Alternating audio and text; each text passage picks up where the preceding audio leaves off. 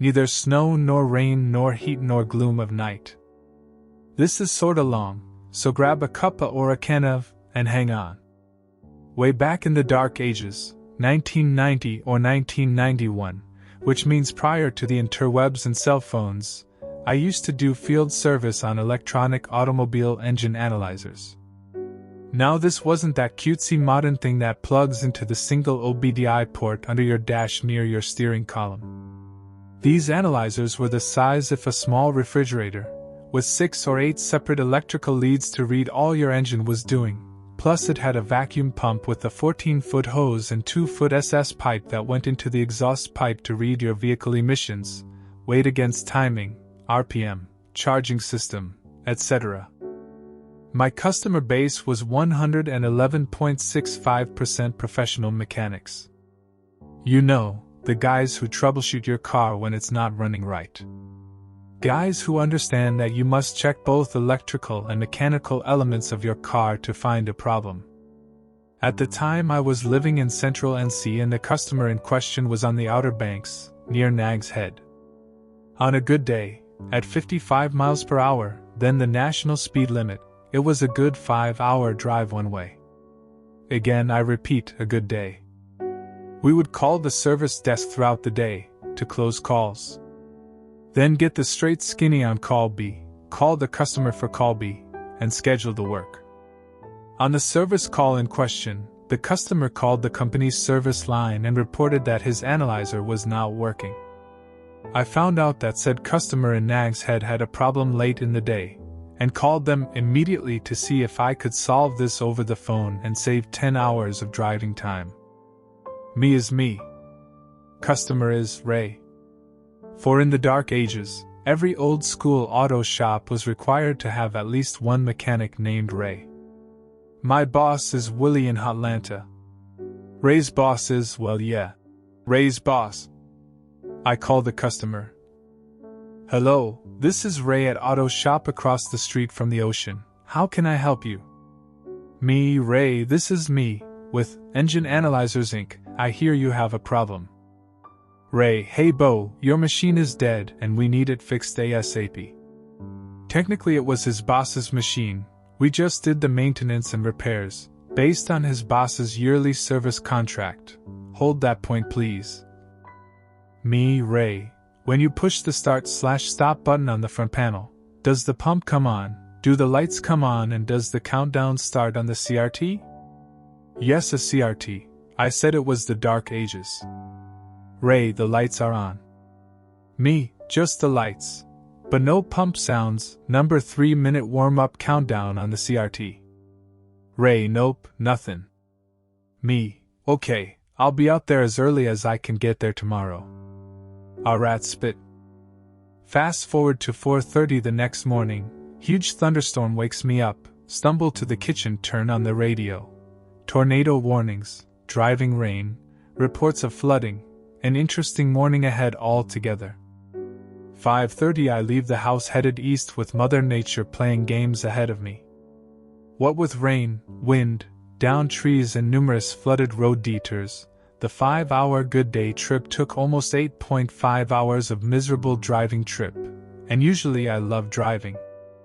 Get to the shop, ask for Ray, he comes out of the office, and leads me to the machine, chattering non-stop about how backed up they were getting because he is the only shop with an analyzer for 100 miles north, south or west. East was just salt water, of course. I get to the analyzer, hit the start/stop button, it does nothing.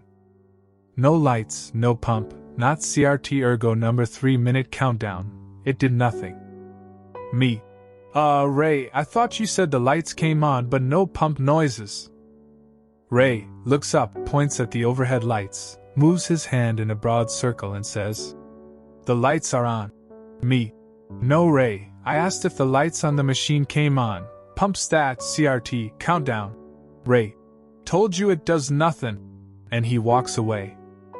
After a serious facepalm, I follow the first rule of any electrical troubleshooting, as it is, was and will always be, check to see if it's plugged in, regardless of the IT. Hell, Even Scotty on Star Trek knew that when the dilithium crystals crapped out, you gotta get new ones so you can get enough power to reach warp speed. No dilithium crystals, no juice, no warp speed. I trace out the power cable, which runs up into the overhead rafters, where it plugged into a lung drop cord that ran across the shop about 25 feet, down the back wall, to a plug that was laying on the workbench next to what looked like a brand new grinder, which was plugged in.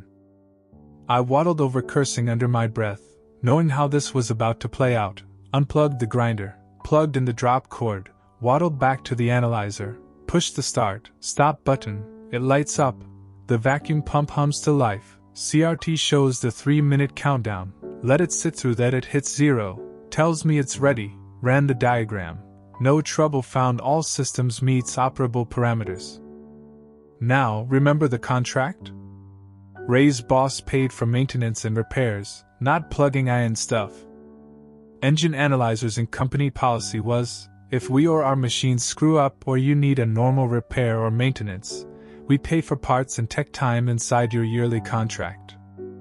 But if you screw up, you pay for parts and tech time.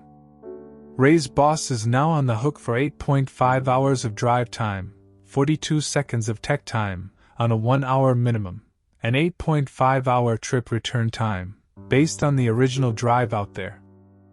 Ray went nuts when I told him how I fixed his problem, went nuttier when I handed him the bill. He stormed into the office and handed it to his boss, who went even nuttier still.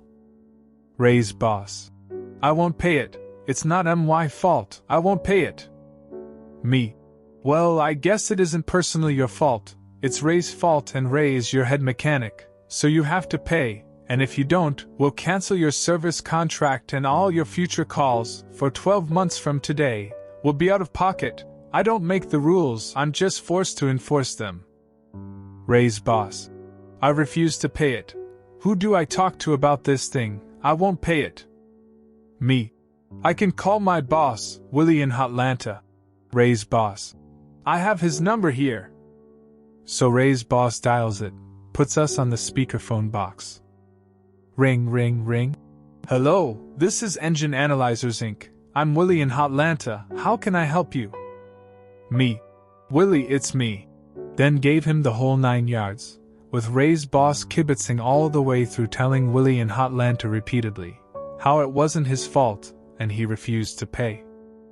Willie in Hotlanta. Well, it sounds like it's not your fault, Ray's boss. Ray's boss is now grinning, but it does sound like it's Ray's fault and Ray is your head mechanic, so you have to pay, per the contract you signed, it says, and you agreed to pay for drive and tech time brought on by your shop practices. And if you don't pay, I'll just cancel your service contract and all your future calls, for 12 months from today, we'll be out of pocket. I don't make the rules, I'm just forced to enforce them. Ray's boss gave Willie in Hotlanta a piece of his mind, which he truly couldn't afford to lose, mind you, cursed a blue streak about how we were crooks, then gives his company credit card number to Willie. Willie in Hotlanta ran it, got the bank approval, and he told me to head home. It may have been my imagination, but I could swear that I could hear Ray's boss yelling at Ray, for at least half the 8.5-hour drive home. I have other crazy customer stories from various jobs to tell, but the mechanic who didn't plug in the electronic equipment and thought it was dead, takes the cake. If you are new to the channel, you can subscribe. I publish new videos every day. Until then, check another video.